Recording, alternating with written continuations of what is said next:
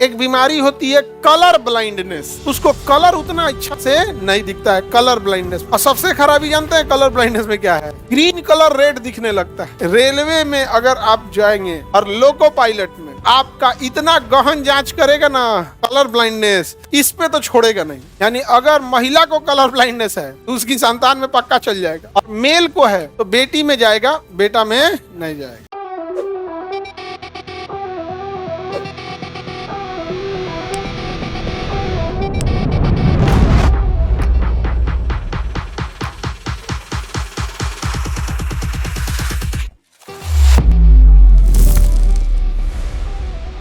एक बीमारी होती है कलर ब्लाइंडनेस। क्या होती है? Colour blind. उसमें क्या प्रभावित होता है? शंकु आकार। कलर ब्लाइंडनेस में क्या प्रभावित? शंकु आकार। उसमें ना कलर सही से फर्क नहीं पड़ता, कलर में डिफरेंस नहीं बता पाएंगे, उसको कलर उतना अच्छा से नहीं दिखता है, कलर ब्लाइंडनेस। और सबसे खराबी जानते हैं कलर ब्लाइंडनेस में क्या है? ग्रीन कलर रेड दिखने लगता है। ग्रीन कलर रेड दिखने, ये उतना खतरा नहीं है। मान के चलिए सिग्नल में ग्रीन है, जाओ, आप रुकल हैं तो उतना खतरा नहीं है।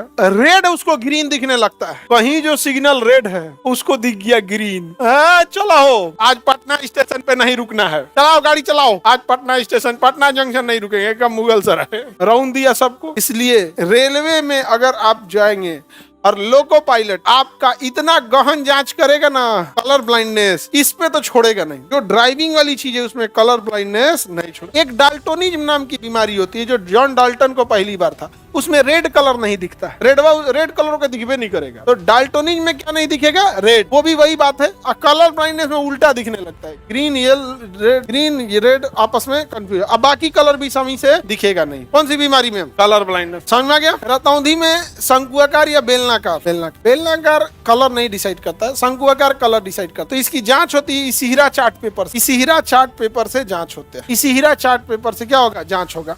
आप लोग भी अपना जांच कर सकते हैं कलर ब्लाइंडनेस है या नहीं है, क्योंकि कलर ब्लाइंडनेस रहेगा तो आपको इसमें रंगे नहीं दिखेगा। देखिए ध्यान से, ये है इसिहरा चार्ट पेपर। अरे बाबू हल्ला नहीं करो। इसिहरा चार्ट पेपर जो होता है वो सुनो ध्यान से, इसमें 45 लिखा है। 45 लिखा है, आपको क्लियर दिखता होगा। पास से उतना समझ में नहीं आता है, क्योंकि भाई किताब के शकल का तो यह नहीं, इतना बड़का है। इसमें करता क्या है, जैसे यहाँ लिख दिया है 45 ना, तो इसमें क्या किया जाता है इसिहरा चार्ट पेपर में कि जो 45 लिखना है वो किसी एक कलर से लिख देगा मिक्स करके, ठीक है? उसी से मिलता जुलता अलग अगल बगल में से कलर छिड़क देगा। इसी को देख के बना है QR कोड। इसिहरा चार्ट पेपर से ही क्या बना है? QR code. आजकल QR कोड नहीं आता है, छिड़क दिया है वहां पे, इसे दिखा दीजिए, इसे QR कोड है। इसिहरा चार्ट पेपर होता है, तो अगल बगल में उसी से मिलता जुलता कलर दे देगा। अब समझो जिसको कलर ब्लाइंडनेस है उसको अगल बगल और जो नंबरिंग वाला है उस सब एक ही टाइप का दिखने लगेगा, क्योंकि उसकी शंकुआकार कोशिकाएं उतनी एक्टिव नहीं है, अंतरे समझ में नहीं आएगा। बताइए ये 45 कितने लोग हैं जिनको नहीं समझ में आ रहा था? तो लोको पायलट वाला फॉर्म मत भरना बाबू, इसमें क्या खराबी बीमारी है बाबू। एक्चुअली क्या होता है ना, आप वहां जाने के बाद जब मेडिकल छाटते हैं तो बहुत तकलीफ होता है। मेडिकल में हमको हाथ में छाटा था ना, हमारे ही साथ एक और लड़का था, उसको छाट दिया था कलर ब्लाइंडनेस में, एकदम कलर ब्लाइंडनेस में, एकदम वो CBSE बोर्ड का था लड़का, लगा रोने वहीं पे। My whole career destroyed, my only dream. CBSE board का था।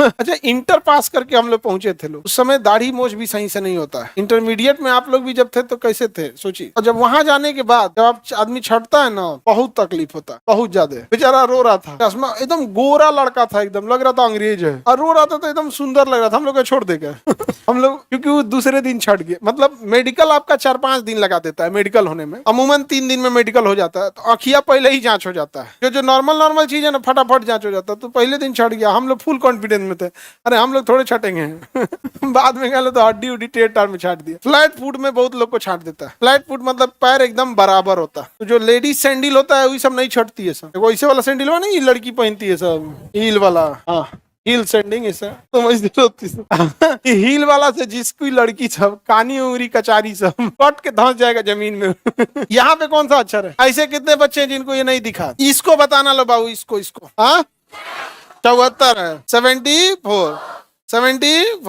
समझ में आ गया कि नहीं? यहाँ उतना नहीं समझ में इसलिए आता है कि हमारा मुंडी से बढ़ तो ये है, तो अखिया को 4 बार घुमा के देखना पड़ता है। तब बड़का कौन किताब ले ले, तब आदमी को तो दूर से देखना होता है। अगर ये नहीं 71 लिखा है, एक तो देखो रौनक शाह 71 लिखा है, इसमें कहीं 71 नहीं है बाबू, डाउट है तुमको। समझ में गया? ये कितना है? तो ये 42, 6, 3, 45। समझ गया? इस चार्ट पेपर को कहते हैं इसीरा चार्ट पेपर। इसीरा चार्ट पेपर, इसीरा चार्ट पेपर जाइएगा ना, तो जो मेडिकल जब जांच करने जाइएगा तो ये एक दो को नहीं दिखाएगा, डायरी लिए रहेगा इसका खूब सारा, और एक बार में एक ही ठो दिखाता है। जैसे यहाँ में एक बार में कई ठो दिखा दिए ना, वो अमूमन एक बार में एक दिखाएगा, या आगे जैसे जैसे पेज पलटेगा तो मल्टीपल्स आएगा, ऐसा खोल देगा पलटते जाएगा, आपको नंबर पढ़ना ए डी रास्ता, कभी ऐसे जिग जैग बना देता है, तो वहीं कंफ्यूज हो जाता है कि लिखा कौन सी है। कोई जरूरी नहीं कि अक्षरे लिखे, ऐसे जिग जैग रास्ता बना देगा, समझ में गया? तो वो ऐसे पेज पलटते जाएगा, इतना खचरा होता है, इतना जल्दी जल्दी पलटता है ना। जैसे किसी को रास्ता दिखा तो अंक सोचेगा, अरे ये अंक है कि रास्ता है, माँ काट देगा उसका,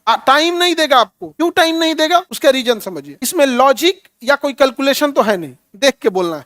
जैसे अगर हम ही आपसे कहें कि बताइए ये क्या लिखा है, 1 मिनट समय देते हैं, सोच के बताइए, थोड़े होता है भाई, देख के बताओ, उसमें टाइमिंग क्या देना है, समझे? अगर टाइमिंग लग रहा है तो थोड़ा थोड़ा आपके अंदर आगे बढ़े। इसीरा चार्ट पेपर समझ में आ गया? तो नंबर लिख दिया हो, 1 2 3 4 5 6 7 8 9। कलर ब्लाइंडनेस का ट्रीटमेंट है? नहीं, नहीं है। कलर ब्लाइंडनेस, देखिए जो रतौंधी होता है, नाइट ब्लाइंडनेस, वो विटामिन ए खाएंगे सही हो जाएगा, विटामिन ए खाएंगे, लेकिन कलर ब्लाइंडनेस का कोई ट्रीटमेंट नहीं है।